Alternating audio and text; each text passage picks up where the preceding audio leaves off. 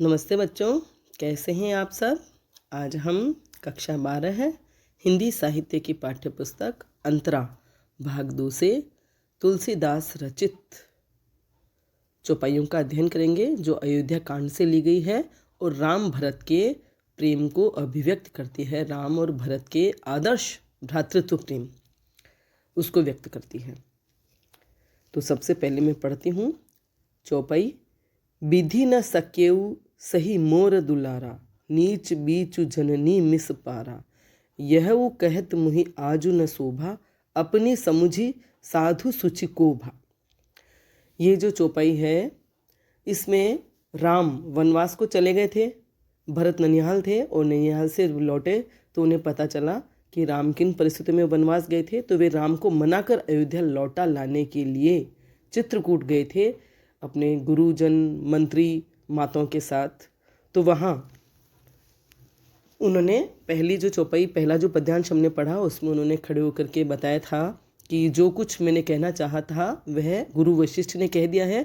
और राम के स्वभाव के बारे में उन्होंने बताया था कि राम का स्वभाव कैसा है, राम मुझसे कितना प्रेम करते हैं।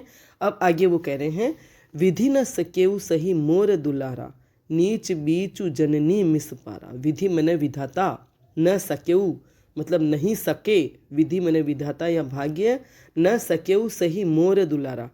मोर मने मुझ पर, दुलारा मने दुलार, श्री राम का जो मुझ पर दुलार था उसे सहन नहीं कर सका। न सकेऊ सही मने सहन, सकेऊ मने सका।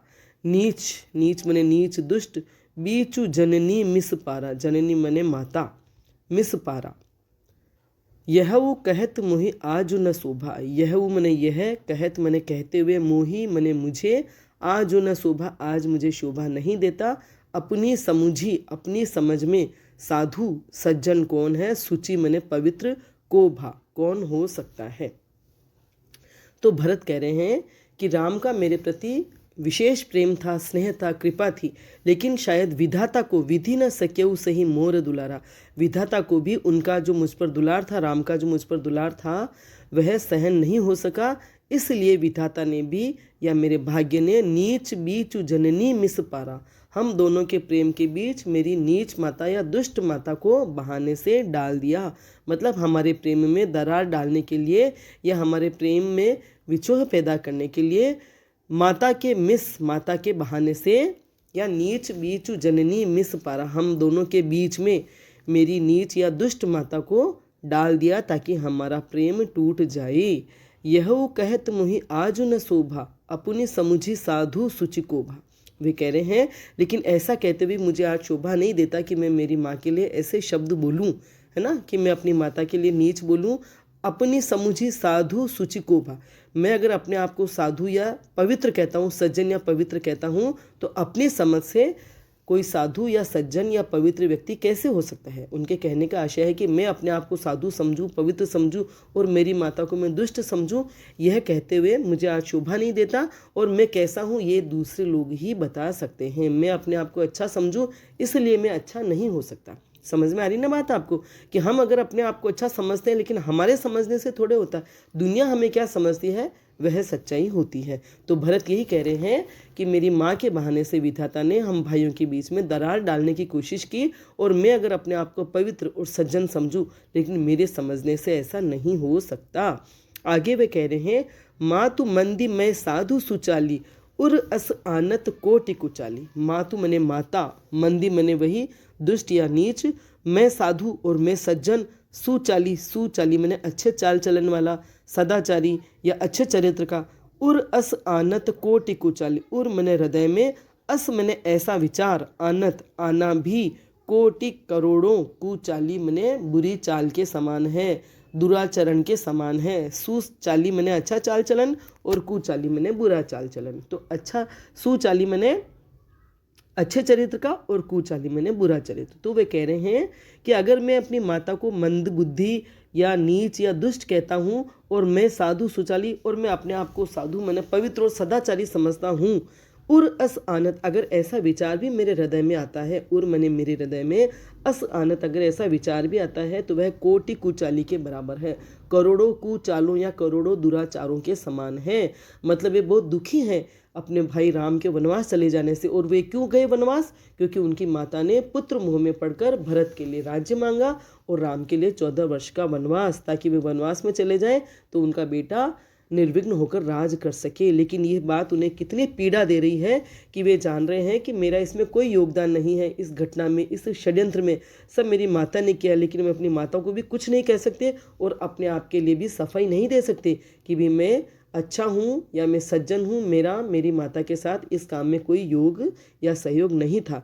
इसलिए वे बहुत पीड़ित होकर कह रहे हैं, लेकिन फिर भी अगर मैं माता के बारे में ऐसी बात बोलता हूँ और मैं अपने आप को सज्जन समझता हूँ तो ऐसा विचार आना भी करोड़ों दुराचारों के समान है। मतलब अपनी माँ चाहे कैसी भी हो, माँ ने कुछ भी किया हो तो भी वे अपनी माता के लिए किसी भी तरह का अपशब्द नहीं कहना चाहते। लेकिन दुख और पीड़ा की इतनी अधिकता है कि वे ऐसा कुछ बोलते जा रहे हैं। फरई की कोदव बाली सुसाली, मुक्ता प्रसव की संबुक काली। फरई मने फलना, कि कभी फलता है क्या, कि मने क्या। कोदव बाली सुसाली, कोदव मने मोटे अनाज का जो पौधा या मोटे अनाज की जो बाली होती है, मोटा चावल। बाली मने बाली और सुसाली मने अच्छा धान। मुक्ता मने मोती, प्रसव मने पैदा होना या उत्पन्न होना, की मने क्या, संबुक काली, संबुक मने घोंगा और काली मने काला। तो वो कह रहे हैं कि मैं अगर मेरी माता अगर अच्छी नहीं है तो मैं अच्छा कैसे हो सकता हूँ, अगर मेरी माता दुष्ट है या दुर्जन है तो मैं सज्जन या पवित्र कैसे हो सकता हूँ। इस बात को दृष्टांत के द्वारा वे कह रहे हैं कि फरई की कोदव बाली सुसाली, क्या किसी मोटे चावल की बालियों में अच्छा चावल या अच्छा धान फल सकता है। मुक्ता प्रसव की संबुक काली, और काले घोंगे जो होते हैं वो क्या मोती को उत्पन्न कर सकते हैं। प्रसव मने पैदा करना, तो क्या काला घोंगा जो होता है या काले घोंगे जो होते हैं क्या वे मोती पैदा कर सकते हैं, मोती उत्पन्न कर सकते हैं। और मोटा धान जो होता है, मोटे धान की बाली में क्या उत्तम किस्म का धान पैदा हो सकता है, यानी नहीं हो सकता है। तो ऐसे ही अगर मेरी माता दुष्ट है तो उनसे अच्छा पुत्र कैसे पैदा हो सकता है। उनका कहने का आशय है कि अगर मेरी माता दुष्ट है तो मैं भी दुष्ट और दुराचारी हूँ। जैसे कि मोटा धान, अच्छा मोटे धान की बाली में उत्तम धान नहीं पैदा हो सकता, काले घोंगे में सुंदर मोती पैदा नहीं हो सकता, उसी तरह अगर मेरी माता दुर्जन है, दुष्ट है, तो मैं अच्छा बेटा या अच्छा पुत्र नहीं हो सकता, है ना। बुरी माता कैसे अच्छे पुत्र को पैदा कर सकती है। तो वे इस दृष्टांत के द्वारा इस बात को बता रहे हैं।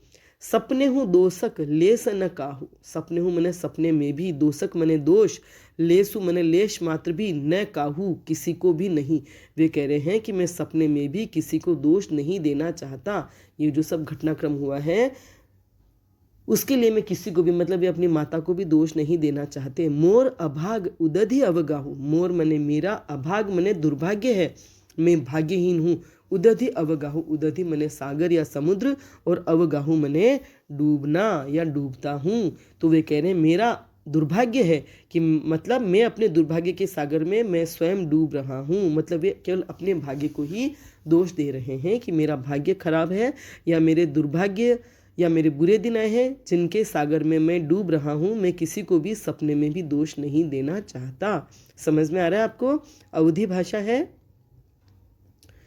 बिनु समुझे निज अग परिपाकू, बिनु समझे मने बिना समझे या बिना सोचे, निज मने स्वयं या अपने, अघ मने पाप, परिपाकू मने परिपक्व होने का, या बिनु समझे निज अघ परिपाकू, परिपाकू मने वही परिणाम या परिपक्व। जब पाप परिपक्व हो जाते हैं तो क्या परिणाम आ सकता है।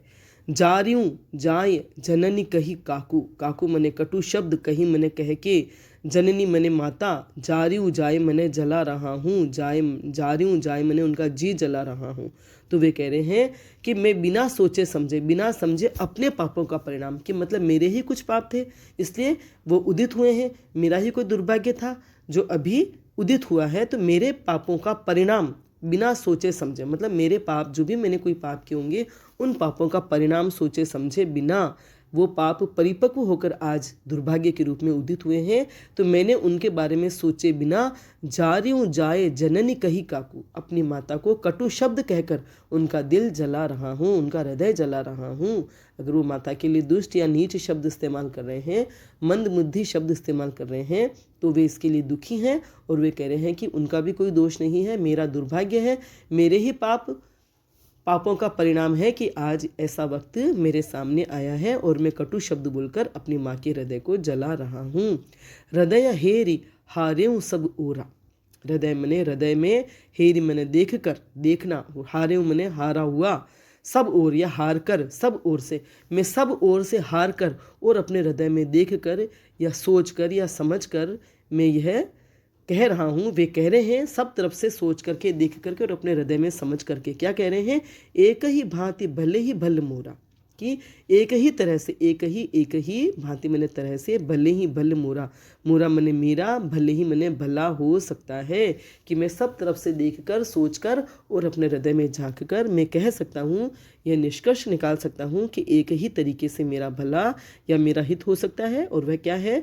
गुरु गोसाई साहिब सिय रामू, लागत मोहि नीक परिणामो। गुरु मने गुरु, वशिष्ठ यहाँ है, साहिब मने स्वामी, सिय रामू सीता और राम जो मेरे स्वामी हैं, और गुरु जो वशिष्ठ हैं वे भी गोसाई मने सर्वसमर्थ है, वे भी हमारे स्वामी हैं। तो गुरु वशिष्ठ और सीताराम जो सब स्वामी है, सर्वसमर्थ हैं, और लागत मोहि नीक परिणाम। मुझे ऐसा लगता है, वो कह रहे हैं कि मुझे बस इस एक ही बात में मुझे अपना भला दिखाई देता है कि मेरे गुरु वशिष्ठ और सीताराम जो मेरे स्वामी हैं सभी श्रेष्ठ हैं, सर्वसमर्थ हैं। लागत मोहि नीक परिणाम, मुझे लगता है कि वो जो भी सोचेंगे या कहेंगे उनका परिणाम मेरे लिए अच्छा ही होगा। नीक मने अच्छा, परिणामों मने परिणाम। लागत मोहि, मुझे लगता है कि मेरे गुरुजी और सीताराम जो भी कहेंगे या जो भी सोचेंगे वह मेरे लिए अच्छा ही होगा, उनका परिणाम मेरे लिए अच्छा ही होगा। साधु सभा गुर प्रभु निकट, कहूँ सुथल सती भाव, प्रेम प्रपंचु की झूठ फुर, जानही मुनि रघुराव। तो ये जो दो पंक्तियां वे दोहे की है, और ऊपर जो थी वे चौपाइयाँ थी। तो चौपाइयों में भी हर चौपाई में 4 चरण होते हैं और प्रत्येक चरण में 16-16 मात्राएं होती हैं, और दोहे में 13 और 11 पर विराम होता है। आप मात्राएं गिन सकते हैं आपने अगर छंदों का अध्ययन किया है तो साधु सभा गुरु प्रभु निकट, कहूँ सुथल सती भाव। साधु मने हुई सज्जनों की, साधुओं की सभा, जो सभा है यहाँ बैठी हुई, समूह है जो यहाँ बैठा हुआ। गुरु मने गुरु और प्रभु मने प्रभु राम के लिए कहा है। निकट कहूँ, मैं उनके निकट, उनके समीप रहकर कहता हूँ। सुथल मने सु मने पवित्र, अच्छा, थल या अच्छा स्थान, सती भाव शुद्ध भाव से, सती मने शुद्ध या पवित्र, भाव मने भाव। प्रेम प्रपंचु की झूठ, मेरा जो प्रेम है वह प्रपंच नहीं है या झूठ भी नहीं है। फुर मने सत्य, जानही मुनि रघुराव, सत्य जानते हैं मुनि, मुनि वशिष्ठ, और रघुराव मने राम। तो वे कह रहे हैं इन साधुओं की सभा में और गुरु और प्रभु राम के निकट, कहूँ सुथल सती भाव, मैं इस पवित्र स्थल पर, ये जो चित्रकूट है जहाँ भगवान राम विराज रहे हैं सीता और लक्ष्मण के साथ, और सभी साधुओं की सभा यहाँ जुटी हुई है, ऐसे पवित्र स्थल पर मैं शुद्ध भाव से ये सब बात कह रहा हूँ। ये जो सब भी उन्होंने ऊपर कहा है कि वह सब मैं शुद्ध भाव से कह रहा हूँ। और प्रेम प्रपंच की झूठ, और मेरा जो ये प्रेम है, जो प्रेम भरी बातें हैं वे कोई प्रपंच नहीं है, छल प्रपंच नहीं है उनमें, और न ये झूठ है। फुर जानही मुनि रघुराव, और मुनि वशिष्ठ और राम जो मेरे भ्राता है वे ये सत्य जानते हैं कि मेरे मन में उनके लिए बहुत ही निश्चल, सरल और सच्चा प्रेम है। मेरा जो प्रेम मैं व्यक्त कर रहा हूँ वह न तो झूठ है, न झूठा है, न छल प्रपंच है। ठीक है, समझ में आ रही बात आपको? तो इन पंक्तियों में जो भरत ये कह रहे हैं उनमें राम के प्रति जो उनका विश्वास है, और राम के प्रति जो उनके मन में भी अगाध और सहज स्नेह है, और राम का उनके प्रति जो स्नेह है वह व्यक्त हो रहा है। दोनों भाइयों का प्रेम कितना गहरा है, कितना सरल है, कितना निश्चल है। राम के मन में तो उनके प्रति प्रेम है ही, भरत कह रहे हैं वे भी राम को बहुत प्रेम करते हैं। ठीक है, और ये जो पंक्ति थी, फरई की कोदब बाल्य सुसाली, मुक्ता प्रसव की सम्मुख काली, इसमें दृष्टांत अलंकार है। वे बता रहे हैं कि अगर मेरी माता बुरी या दुष्ट महिला हो सकती है तो उनका पुत्र भी अच्छा या सज्जन कैसे हो सकता है, इसको स्पष्ट करने के लिए वे दृष्टांत दे रहे हैं कि जैसे मोटे अनाज या मोटे चावल की बाली में अच्छा धान पैदा नहीं हो सकता और काला घोंघा जो है सुंदर मोती पैदा नहीं कर सकता, वैसे ही मेरी माँ अगर दुष्ट है तो वो सज्जन पुत्र पैदा नहीं कर सकती, यानी वे दुष्ट हैं तो मैं भी दुष्ट ही हूँ। ठीक है, नीच बीच जननी मिस परा, अनुप्रास अलंकार है, चारों ओर अनुप्रास अलंकार की छटा आपको दिखाई देगी। समुझी साधु सूची, अनुप्रास अलंकार कहाँ होता है? जब किसी वर्ण की आवृत्ति एक से अधिक बार होती है। ठीक है, तो अवधि भाषा है,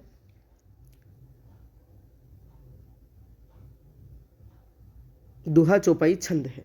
ठीक है, समझ में आ गया आपको? आगे चले। भूपति मरन प्रेम पनु राखी, जननी कुमति जगतु सबु साखी। देखि न जाहि बिकल महतारी, जरहि दुसह जर पुर नर नारी। शब्दार्थ देख लेते पहले। भूपति, भू मने भूमिर, पति मने उसका स्वामी, भूमि का स्वामी मने राजा, मरण मने मृत्यु या मरना, प्रेम मने प्रेम, पनु मने प्रण, राखी मने रखा, जननी कुमति जगतु सबु साखी। जननी मने माता, कुमति मने बुरी बुद्धि, जगतु मने संसार, सबु साखी, साखी मने साक्षी है, सबु मने सबके सामने। तो वे कह रहे हैं भरत, आगे कह रहे हैं भूपति मरण प्रेम पनु राखी। जब राम वनवास चले गए थे तो दशरथ ने राम के वियोग में प्राण त्याग दिए।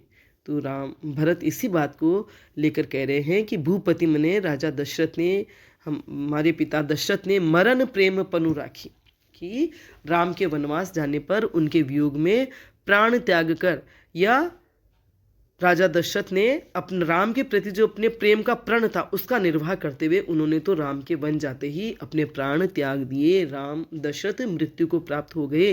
जैसे ही राम वनवास गए उनके बिछोह में तड़प तड़प कर, छटपटा कर, दुखी होकर उन्होंने प्राण त्याग दिए। मतलब प्रेम, उनके प्रति जो प्रेम था उसको भी उन्होंने साबित कर दिया कि वे राम को कितना प्रेम करते थे। जननी कुमति जगतु सब नाकी, और मेरी जननी की कैसी कुमति पैदा हुई, या मेरी जननी ने कितना दुर्बुद्धि वाला काम किया, इसका भी ये जगतु में सारा संसार साक्षी है। मतलब दशरथ द्वारा राम के प्रेम में प्राण त्याग देना, और मेरी माता द्वारा राम के प्रति जो ये कपटपूर्ण आचरण हुआ, वो कुमति का पूरा जगत साक्षी है। देखी न जाहि बिकल महतारी, जरहि दुसह जर पुर नर नारी।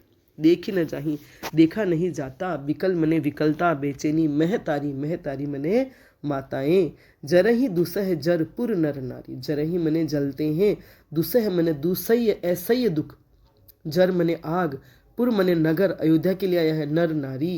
वे कह रहे हैं कि राम के वियोग में पिता ने तो प्राण त्याग दिए, और उन राम के वियोग में हमारी माताएं, मेरी जो माताएं हैं वे कितनी विकल है, कितनी बेचैन है, कितनी दुखी है, ये नहीं देखा जाता। ये मतलब माताओं का दुख नहीं देखा जाता राम के वियोग में।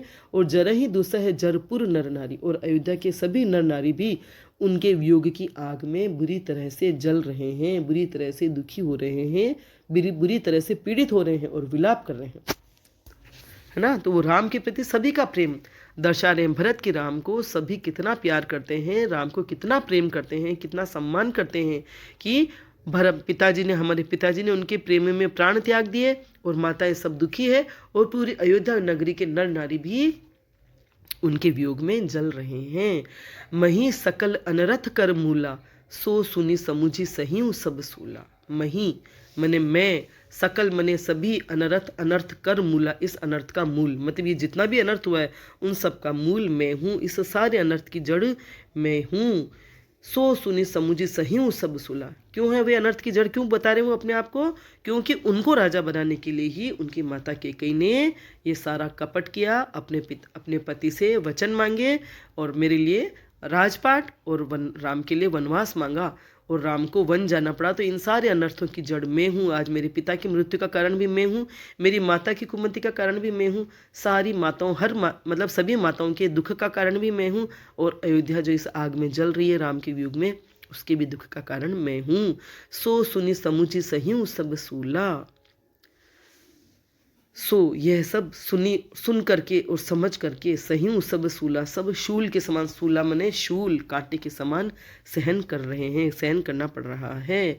वे कह रहे हैं जब इस बारे में मैं सोचता हूँ, ये सब सुना कि भाई माता ने क्या क्या किया, उन सबको सुन करके, और जब मैं इन सब बातों पर सोचता हूँ तो सो सुनी समुझी कहूँ सब सूल, सही हूँ सब सूला। ये सब सुन करके समझ करके ये शूल जैसा कष्ट मुझे सहना पड़ रहा है।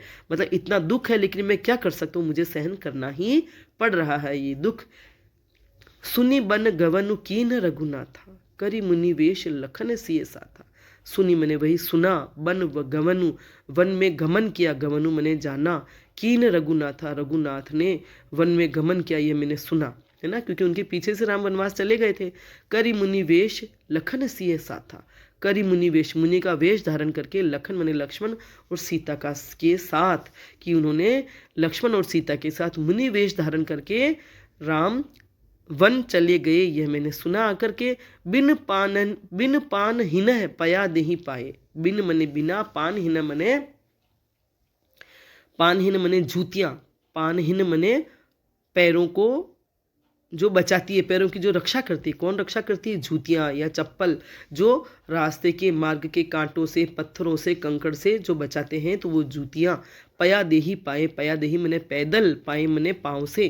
कि बिन पान हिन पया देही पाए, कि मेरे राम सीता और लक्ष्मण के साथ मुनि वेश धारण करके, बिना जूते के, बिना पद त्राण के, पैदल ही नंगे पांव चल दिए वन में। शंकरु साखी रहें यही गाए।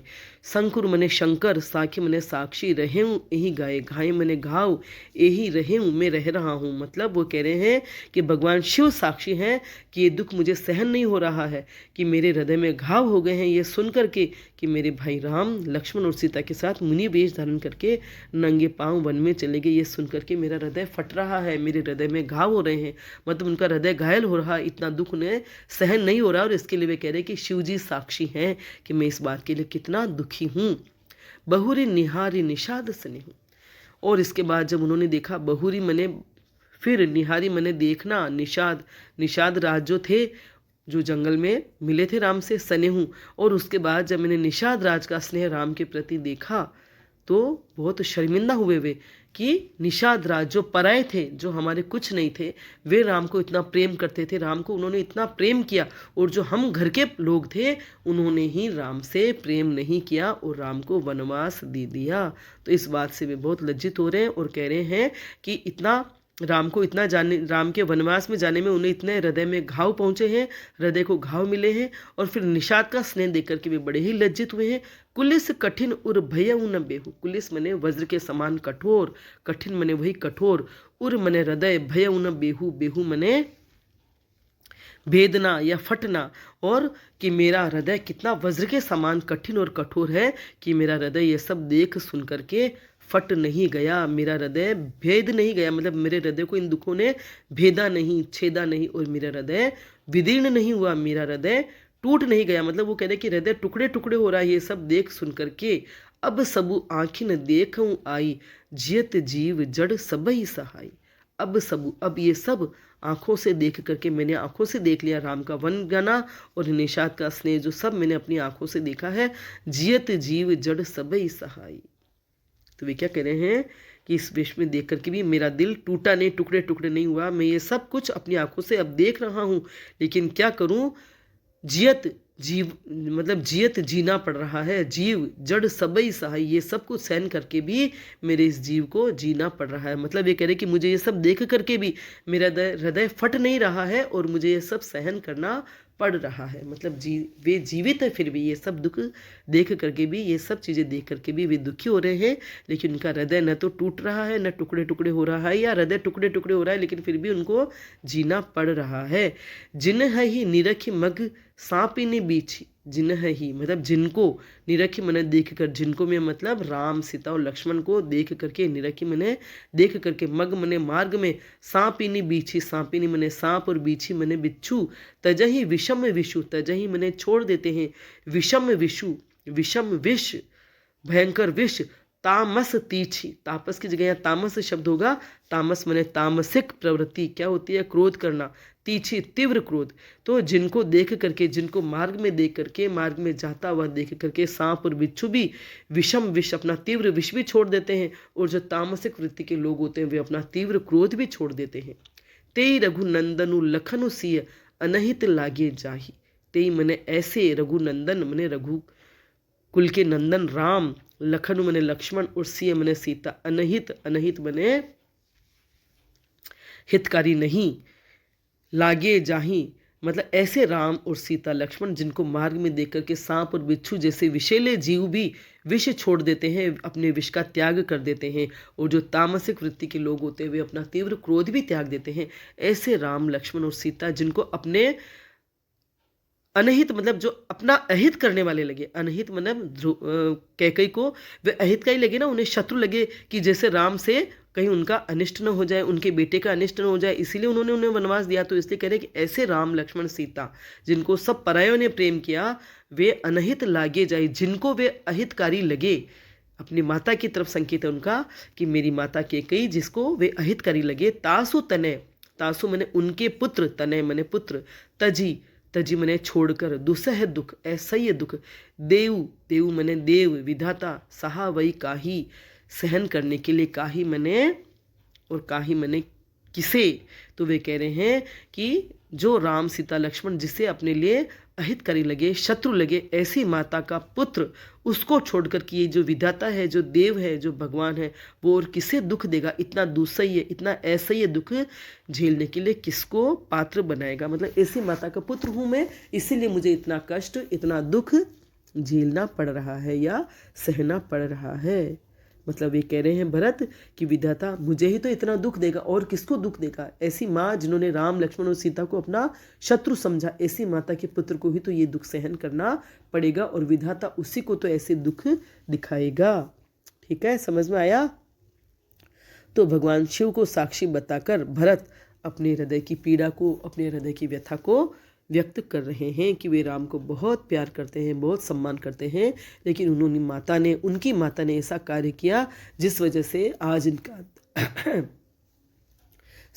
उनका दिल इतना टुकड़े टुकड़े हो रहा है। लेकिन यह सब दुख उन्हें सहन करना पड़ रहा है क्योंकि वे ऐसी माता के पुत्र हैं। ठीक है, दोहा चौपाई छंद है और अवधि भाषा का प्रयोग हुआ है। ठीक है, अनुप्रास अलंकार है ही ये सब तरफ।